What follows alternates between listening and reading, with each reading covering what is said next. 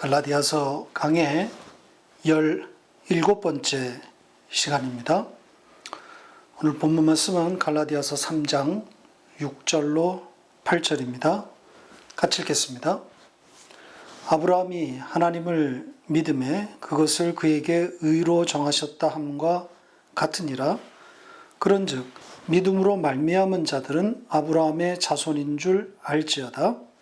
또 하나님이 이방을 믿음으로 말미암아 의로 정하실 것을 성경이 미리 알고 먼저 아브라함에게 복음을 전하되 모든 이방인이 너로 말미암아 복을 받으리라 하였느니라. 아멘. 아브라함의 이야기가 시작됩니다. 갈라디아서 3장에만 아브라함의 이름이 8번 등장합니다. 이 갈라디아서에 아브라함의 이름이 9번 등장하는데 3장에 거의 몰려 있는 거죠. 신약성경에서 아브라함을 이렇게 많이 그리고 집중적으로 만난다는 것은 매우 의미 있고 귀한 일입니다. 왜냐하면 구약 성경을 어떻게 읽어야 하는지에 대한 귀중한 정보를 얻을 수 있기 때문입니다. 오늘 이 설교를 잘 따라오시면 구약 성경이 어떻게 복음을 담아내고 있는지, 또 구약 성경을 어떻게 읽어야 하는지 명쾌하게 보게 될 겁니다. 지금 바울은 율법주의와 싸우고 있습니다. 갈라디아 지방을 비롯한 이 십자가 복음이 들어간 곳마다 이 율법주의 유사 복음이 침투해서 율법 천지가 되어버렸습니다. 온통 관심사가 율법의 행위가 된 거죠. 율법적 행위를 가지고 하나님께 나아가자, 이렇게 되어버린 겁니다. 하나님을 감동시키겠다고 저마다 기특한 행위를 내놓고 있는 겁니다. 이방인들이 유대인들처럼 할례의식을 행하고 유대식 음식법이 등장하고 또 유대의 절기가 등장하고 있습니다. 그러니 교회는 뭔가 생동감이 있어 보이고 그럴듯하게 보이는 겁니다. 바울이 전해준 복음을 처음에는 기쁨으로 받았지만 바울이 떠난 후에 생동감을 잃어버렸던 교회가 모처럼 이 유사복음으로 인해서 활기를 되찾는 것처럼 그렇게 보였을 겁니다. 보이는 것에 현혹되는 거죠.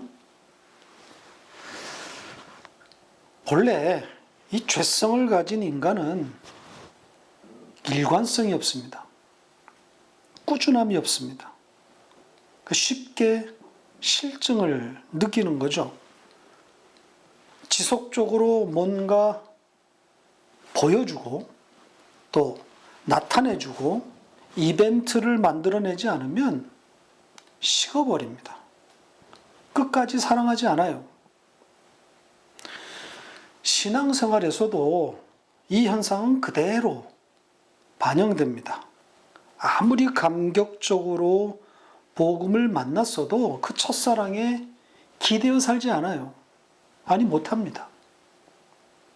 시간이 흘러 다양한 환경에 노출되면서 그 첫사랑에 대한 기억이 희미하게 되는 거죠. 그러다 보니 보이는 것에 미혹되게 되는 겁니다. 그래서 나를 흥분시켜줄 그런 이벤트성 프로그램에 기웃거리게 되는 겁니다. 감동적인 찬양에 빠졌다가 또 기도에 몰입했다가 때로는 구제, 봉사에 또 그러다 어느 날 갑자기 성경 공부가 중요하다는 생각이 들어와서 또 공부하다가 또 그것도 잠시 선교를 꿈꾸기도 했다가 뭐 이런 식입니다. 돌이켜보면 순간순간 이 가슴을 뜨겁게 했던 일들 아닙니까? 첫사랑으로 나를 돌이켜 놓을 것만 같았던 그런 일들이고 그런 시간들이었습니다. 지금 갈라디아 교회가 이 유사복음을 받아들임으로 딱 이런 마음이었을 겁니다. 가슴이 뛰는 겁니다. 이 유대의 장엄한 의식이 도입되고 또 새로운 음식법이 소개되고 삶의 행동들을 제약하는 율법의 규례들이 들어오니까 지금 새로운 기운이 감도는 겁니다. 교회가 활기차게 되는 거죠. 율법의 행위에 믿음이 완전히 묻혀버렸습니다. 이렇게 변질되어 버린 교회를 제자리로 돌려놓기 위해서 바울은 파격적이고 또 공격적인 단어를 사용했다 그랬죠. 이 믿음의 들음에서 시작된 그것이 율법의 행위에 의해서 헛되게 되는, 좀 더 정확하게는 헛되게 보이는 상황까지 이 치닫는 것에 대해서 바울은 자신의 감정을 숨기지 않고 격렬하게 비판하고 있는 겁니다. 이 갈라디아서 3장은 탄식으로 시작했다 그랬습니다. 3장의 첫 단어가 모든 분위기를 담고 있다 그랬죠. 그리고 갈라디아 교인을 향해서 어리석다로 번역된 그 단어가 바울의 격한 마음을 잘 반영하고 있다 그랬습니다. 정신이 나간 자, 정신이 없는 자, 뇌가 없는 자, 생각이 없는 자, 이런 뜻이라고 그랬습니다. 자, 지난주까지 살펴본 그 5절까지는 바울의 어떤 그 분노를 담았다면 오늘부터 볼 6절부터는 상대적으로 이 차분함을 엿볼 수 있습니다. 바울 특유의 논리 정연함을 보여줍니다. 아브라함을 등장시켜서 율법의 행위를 논리적으로 박살내고 있습니다. 다음 주에 보겠지만 10절에 율법의 행위에 속한 자들은 저주 아래 있다, 이렇게 단언하고 있습니다. 바울이 아브라함을 여기서 등장시킨 것은 아마도 이 유사복음의 교리적 기초, 토대가 아브라함과 연결되었기 때문이 아닌가, 그렇게 추측해 볼 수 있습니다. 왜냐하면 이 창세기에서 아브라함의 비중이 가장 크고 또 그의 행적이 비교적 상세하게 기록되어 있기 때문에 율법하면 아브라함이다, 이런 근거 없는 표준이 횡행했을 것이기 때문입니다. 바울은 이런 유사복음의 논리를, 이 논리적 토대를 반박하고 있는 겁니다. 아브라함을 등장시켜서 아브라함의 의가 율법의 행위로부터 온 것이 아니라 믿음에서부터 왔다는 것을 확인시키려는 겁니다. 우리는 오늘 이 공부를 통해서 복음이 아브라함 이야기에 어떻게 개입되어 있고 또 아브라함의 이야기를 비롯한 구약 성경을 어떻게 읽어야 하는지 다시 한번 확인하게 될 겁니다. 이 바울이 사용한 단어들이 여기서도 예사롭지 않습니다. 자, 그런 이야기들을 하나씩 풀어가 보겠습니다. 6절부터 시작하겠습니다. 6절을 다시 읽어보겠습니다. 같이 읽겠습니다. 아브라함이 하나님을 믿음에 그것을 그에게 의로 정하셨다 함과 같으니라. 아브라함이 하나님을 믿었다고 되어 있죠. 우선 여기에 이 믿었다는 것에 대한 이야기로 시작해 보겠습니다. 우리가 하나님을 믿는다 할 때 그 믿음의 성격을 잘 정의해야 합니다. 믿음을 정의할 때 흔히 하게 되는 실수나 오해가 내가 가진 믿음, 내가 소유한 믿음, 그래서 나로부터 나오는 믿음, 이렇게 생각하게 되는 부분입니다. 내가 결정한 믿음, 곧 나의 반응이 믿음이다, 이렇게 착각하게 되는 거죠. 그래서 내가 입으로 시인하면 그것이 믿음이다, 이렇게 오해하게 되는 겁니다. 자, 그러다 보니까 사람들을 이런 믿음에 도달시키려는 그런 노력을 하게 되는 겁니다. 믿음이 인간의 어떤 그 의지에서 나오는 반응이라고 하는 그런 생각을 갖고 있기 때문에 어떻게든 이 반응과 이 시인을 이끌어내기 위해서 노력하게 되는 거죠. 신복음주의의 대표주자라고 할 수 있는 이 빌리 그레엄 같은 사람의 전형적인 수법입니다. 그는 달변가인데다가 군중 심리를 이용해서 폭발적인 인간의 반응을 끌어내는 그런 수단을 가진 사람입니다. 그의 집회가 있는 현장은 언제나 이 집단 회심이 일어납니다. 지금 교회들도 이런 기조 선상에 있습니다. 신자들이 이런 방식으로 생산되고 있는 겁니다. 복음 기술자들의 기술이 들어가 있는 거예요. 세련된 찬양과 또 조명으로 분위기를 조성하고 또 그럴듯한 간증과 예화를 섞은 그런 감동적인 설교로 청중의 반응을 끌어내고 있는 거죠. 어떻게 되었든 어떤 방법을 쓰든 예수를 입으로 시만 하면 되는 거니까 그 목표를 향해서 모든 수단을 동원하는 겁니다. 일례로 싸이의 강남스타일이라는 이런 노래가 아주 인기 정점에 있었을 때 그때 굉장하지 않았습니까? 이 복음 기술자들은 재빨리 싸이를 벤치마킹했습니다. 싸이를 연구했다 그러죠.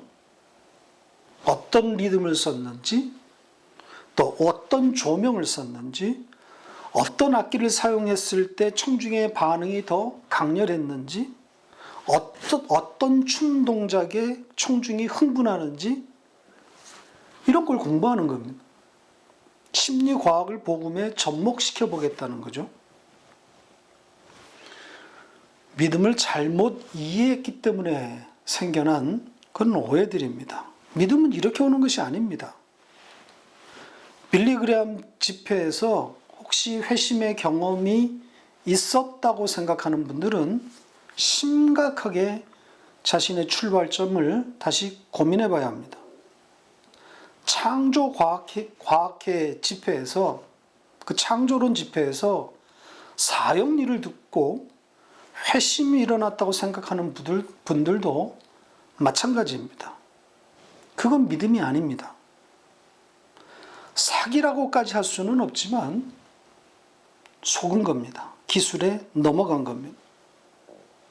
복음을 오해한 이 유사복음, 이 기술자들의 기술에 넘어간 겁니다. 회심이 아니라 대중심리에 따른 최면입니다. 집단 최면입니다. 믿음은 그렇게 시작하지 않아요.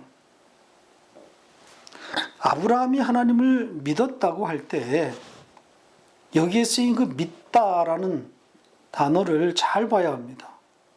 이 단어를 추적해 보면 다음과 같습니다. 보시죠. 이 믿다라는 이 단어의 뿌리를 보면 설득하다에서 온 겁니다. 그러니까 믿는다라고 했을 때 그 단어 자체가 수동적인 의미를 담고 있어요. 설득을 당함, 이런 뜻이라는 거죠. 그러니까 외부로부터 설득에 의해서 도달된 어떤 상태, 이걸 말하고 있는 겁니다. 그러니까 믿음이라고 하는 어떤 상태 혹은 어떤 현상이 인간에게 나타난 것은 그 원인이 외부의 설득에 있다는 거예요. 그러니까 인간 쪽에서 내가 믿는다 혹은 내가 믿었다 이렇게 말할 수 있는 것이 아니라 내가 믿게 되었다 혹은 내가 설득당했다 이렇게 말해야 하는 겁니다. 자, 그렇다면 이 외부의 힘, 즉 설득의 주체는 누구인 겁니까? 자, 여기에 답을 줄 수 있는 말씀이 있습니다. 로마서 1장 17절입니다. 같이 읽겠습니다. 복음에는 하나님의 의가 나타나서 믿음으로 믿음에 이르게 하나니 기록된 바 오직 의인은 믿음으로 말미암아 살리라 함과 같으니라. 이 두 믿음이 언급되고 있죠. 앞의 믿음은 믿음의 시작, 즉 원천적인 믿음인 것이고 그 후자의 믿음은 그 원천에서 출발된 인간의 믿음입니다.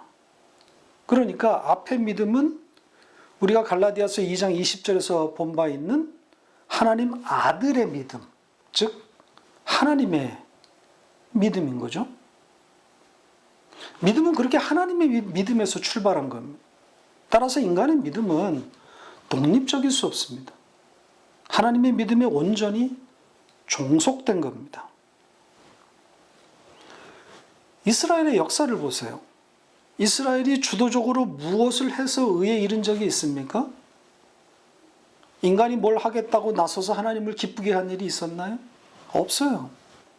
전부 하나님을 배반하더란 말이죠. 아브라함이 뭘 했습니까?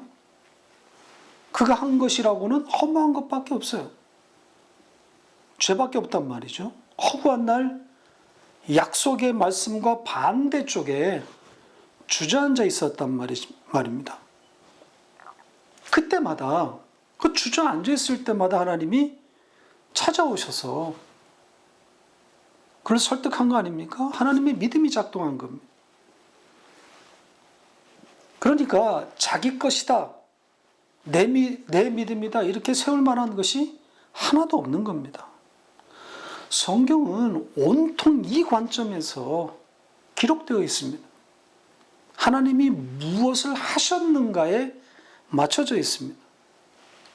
그걸 보라는 거예요. 하나님이 하신 일을 알라는 겁니다. 그걸 배우라는 거예요. 그게 신앙생활입니다. 우리는 아브라함이 하나님을 믿었다 이렇게 써놓고 우리는 아브라함이 하나님의 설득에 의해 믿게 되었다 이렇게 읽어야 하는 겁니다. 자, 그렇게 읽혀지면 다음 문장이 자연스러워집니다. 다음 문장이 뭡니까? 그래서 그것을 그에게 의로 정하셨다 이렇게 되어 있죠. 자, 그런데 이 번역은 좋은 번역이 아닙니다. 마치 어디서 인용되었다라는 것처럼 그렇게 번역되었는데 뭐 함과 같으니라 이렇게 붙였는데 왜 이런 문구가 등장했는지 이해할 수가 없습니다. 원문은 그런 게 없습니다. 아주 간단합니다. 5개의 단어로 된 아주 단순한 문장입니다. 그리고 이 정하셨다라고 번역한 부분도 불만입니다. 자, 이 동사는 로기조마인데 여기다 간주하다라는 뜻입니다. 그렇게 여겨주겠다 이런 뜻이에요. 자, 같은 동사가 쓰인 문장 하나를 보고 가겠습니다. 로마서 4장 3절입니다. 같이 읽겠습니다. 성경이 무엇을 말하느냐?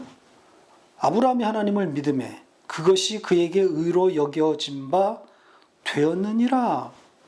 자, 거의 쌍둥이격인 말씀입니다. 단어 구성이 여기 갈라디아서와 똑같아요. 이 로마서와 갈라디아서는 이런 구성이 참 많습니다. 그래서 갈라디아서는 로마서의 축소판이다 이렇게 부를 만큼 유사합니다.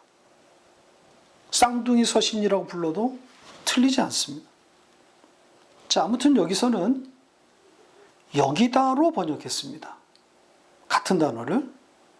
그러니까 똑같은 단어 구성인데 갈라디아서에서는 정하다로 번역했고 여기서는 여기다 이렇게 다릅니다. 뭘 말하고 있는 걸까요? 성경 번역이 나눠먹기식으로 된 것임을 스스로 증명하는 겁니다. 교단별로 성경 번역을 쪼개 배분했다고 하는 증거 아니겠어요?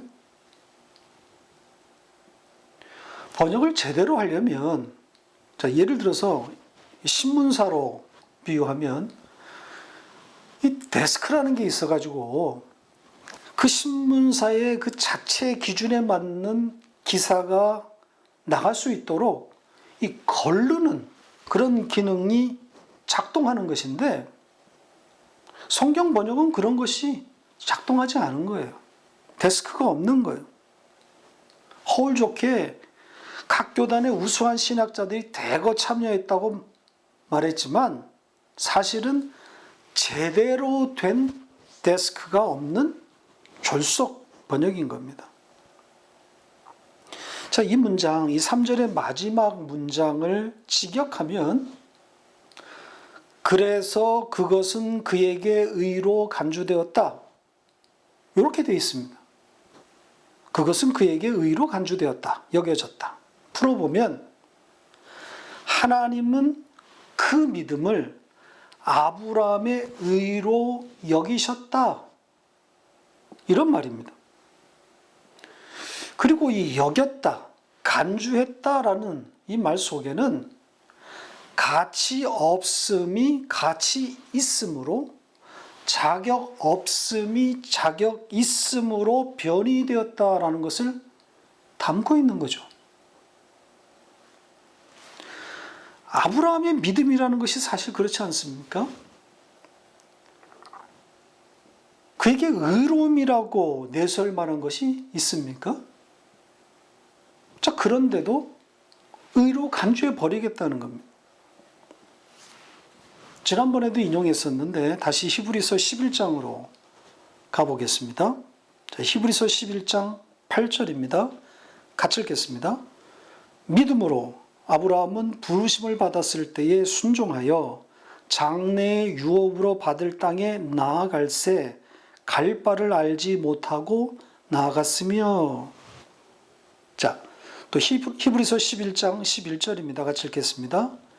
믿음으로 사라 자신도 나이가 많아 단산하였으나 잉태할 수 있는 힘을 얻었으니 이는 약속하신 이를 미쁘신 줄 알았음이라. 여기 보면 아브라함이나 사라 공이 믿음으로 하나님을 바라보았다고 되어 있습니다. 그러나 창세기의 기록, 즉 팩트는 그렇지 않다고 말하고 있습니다. 한결같이 믿음 없음이란 말이죠. 그런데도 히브리서에서는 다 믿음이라고 말하고 있습니다. 바로 이런 겁니다. 성경의 논리가 이런 거죠. 아닌데도 하나님은 의로 간주해버린다는 겁니다. 무엇 때문인 거죠? 뭐가 작동하는 겁니까? 아들의 믿음 때문이에요. 그리스도 예수의 믿음에서 시작된 것이기 때문입니다. 이렇게 바울은 6절에서 아브라함의 의를 정의해 놓고 이것을 이어서 이 논리를 갈라디아 교인들에게 바로 적용하고 있습니다. 7절에서 뭐라 그럽니까? 그러니까 너희들은 누구냐? 그 같은 믿음을 가진 자들 아닌가? 그러니 그 같은 믿음을 가진 자들이기 때문에 아브라함의 아들들인 것을 알아라. 이렇게 명령하고 있습니다. 율법의 행위를 생산해내므로 아브라함의 아들들이 되는 것이 아니라 믿음으로 아브라함의 자손이 되는 것임을 말하고 있습니다. 그러니까 복음인 거죠. 율법이 설 자리가 없는 겁니다. 자, 8절로 넘어갑니다. 이 8절 구성이 좀 복잡하게 되어 있는데, 자, 이 복잡한 문장, 이 문장의 주어를 먼저 잘 찾아 놓으면 보다 쉬울 수 있습니다. 자, 주어가 뭘까요? 이 문장의 주어? 주어는 성경입니다. 그러니까 성경이 이렇게 말하고 있다. 이런 구조입니다. 마치 성경을 의인화시켜서 표현하고 있습니다. 성경이 미리 앞을 내다보고 다음과 같은 말을 했다. 이렇게 되어 있습니다. 자, 무엇을 미리 내다보았다 그럽니까? 하나님이 이방 나라를 믿음으로 의롭게 할 것을 미리 내다보았다. 이렇게 되어 있습니다. 그러니까 내용은 앞절과 다를 것이 없습니다. 그러니까 믿음으로 의롭게 된다. 근데 거기에 이제 이방 나라가 등장하는 거란 말입니다. 성경이 그렇게 미리 내다봄으로 다음과 같이 아브라함에게 복음을 전했다는 겁니다. 이게 다음 문장, 이어진 문장입니다. 아브라함에게 전한 복음, 그 복음에 대해서는 이렇게 말합니다. 모든 이방인들이 너로 말미암아 복을 받을 것이다. 이렇게 말하고 있습니다. 복음의 내용이 이것이다라는 거죠. 자, 여기에 복으로 번역된 이 부분, 이것도 여러분은 제대로 읽어낼 수 있어야 합니다. 완성된 말이라는 뜻이라고 그랬죠. 유로기아. 그러니까 모든 이방 나라가 아브라함 안에서 완성된 말을 하게 될 것이다. 이렇게 되는 겁니다. 그러니까 진짜 말을 하는 자가 된다는 거예요. 이게 복음입니다. 그러니까 거짓말 하던 자들이 진짜 말, 하늘의 그 완성된 말을 하게 되는 것, 그러니까 복음 아니겠습니까? 이 문장에 바로 그 복음이라는 단어가 들어 있습니다.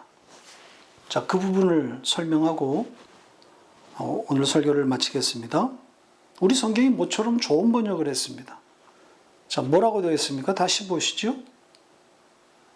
여기 보면 성경이 아브라함에게 복음을 전했다. 이렇게 되어 있죠.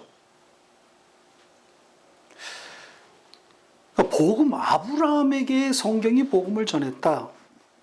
이렇게 잘 번역을 했는데 좀 더 충실하게 원 단어에 맞게 직역하면 그냥 복음을 전하는 것이 아니라 앞서 복음을 전했다.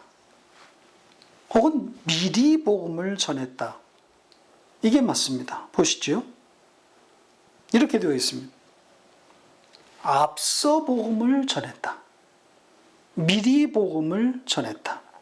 이렇게 되어 있습니다. 그러니까 이 단어 자체가 어떤 의미를 내포하고 있는 거겠어요? 그러니까 아브라함의 이야기는 이미 복음을 담아놓고 있었다는 거죠. 그러니까 아브라함의 이야기를 어떻게 읽어야 하는지에 대한 방향을 제시하고 있는 겁니다. 복음이라는 거예요. 복음으로 읽으라는 겁니다. 예수 그리스도의 이야기라는 거죠. 자, 문장 구조를 가지고 좀 더 설명을 하겠습니다. 자, 이 문장을 직역해 보면 더 명확합니다. 보시죠. 이렇게 되어 있습니다. 복음의 내용이 명확하게 드러나 있습니다. 모든 이방이 아브라함 안에서 완성된 말을 하는 것, 이것이 복음이라는 거예요. 너무나 명쾌하지 않습니까?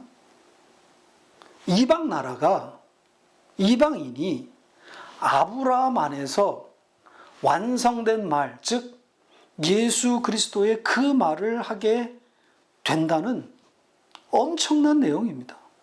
이방인이, 지금 아브라함이 이제 막 등장했는데 그 아브라함 안에서 이방이 그 완성된 말을 하게 될 것이다. 이게 복음이라는 거예요. 바로 이것이 성경의 문법입니다. 그래서 예수님은 이렇게 말씀하신 적이 있습니다. 요한복음 8장 56절입니다. 같이 읽겠습니다. 너희 조상 아브라함은 나의 때 볼 것을 즐거워하다가 보고 기뻐하였느니라. 자, 원문을 살리면 즐거워했고 또 보았고 기뻐했다. 이겁니다. 전부 과거 시제로 되어 있습니다. 복음을 들었다는 거예요. 아브라함이 복음을 들었다. 오늘 본문과 맥을 같이 하고 있습니다. 이렇게 다른 복음은 없습니다. 세대에 따라 구원의 방식이 다를 수 없어요. 하나님의 창조 계획이 원래 것에서 틀어져서 십자가가 갑자기 툭 튀어나온 게 아니란 말입니다. 아담이 선악과를 따먹음으로 말미암아 하나님이 당황해서 구원 계획을 변경한 것이 아니란 말입니다. 모든 시대에, 모든 세대에 구원의 길은 하나밖에 없어요. 성경은 일관되게 십자가만을 말하고 있습니다. 당신의 믿음을 말하고 있는 겁니다. 당신이 이루시겠다는 거예요. 그걸 보라는 거예요. 성경이 우리에게 요구하고 있는 것은 이거 하나밖에 없어요. 보라는 거예요. 배우라는 겁니다. 하나님이 하신 일을 보면서 그분을 찬송하게 되는 것, 이것이 신앙생활입니다. 말씀을 맺겠습니다. 인간은 태생적으로 자기중심적으로 사물을 봅니다. 자기를 중심으로 모든 우주가 돌아가고 있는 거죠. 하나님에 관해서도 예외가 아닙니다. 그래서 나를 위한 하나님, 나를 도와주는 하나님, 나를 위해서 존재하는 좋으신 하나님, 그러니까 결과적으로는 하나님이 아니라 그냥 신 중에 하나로 전락되어 있는 거죠. 이 전적 타락, 전적 부패라는 말을 풀어보면 이런 의미인 거예요. 자기중심적 세계관이 돌아가고 있는 거예요. 마귀는, 유사복음은 언제나 이 지점을 공략합니다. 인간이 주체가 되는 그런 신앙행위로 몰아가는 거예요. 그래서 잘난 나, 기특한 나에 집중하도록 만드는 겁니다. 그러니까 하나님도 나를 돋보이게 하는 수단으로 전락시켜버리는 거죠. 그래서 내가 하나님을 누구보다도, 다른 어떤 사람보다도 뛰어나게 섬기고 있다는 것에 몰입하게 만드는 거예요. 그러니까 신앙행위라고 하는데 사실 들여다보면 자기 숭배 행위인 거죠. 그 행위를 통해서 스스로 만족감을 얻는 거란 말입니다. 자기 만족을 위해서 하는 거예요. 그런데 복음은 그걸 단호하게 거부하고 있는 겁니다. 하나님이 하신 일에 집중시키고 있는 겁니다. 하나님께 집중하라는 거예요. 하나님이 하신 일을 보라는 거예요. 그렇게 하나님께 집중하다 보면 자연스럽게 자기 꼬라지를 보게 되는 겁니다. 차마 봐줄 수가 없는 거죠. 너무 초라해서.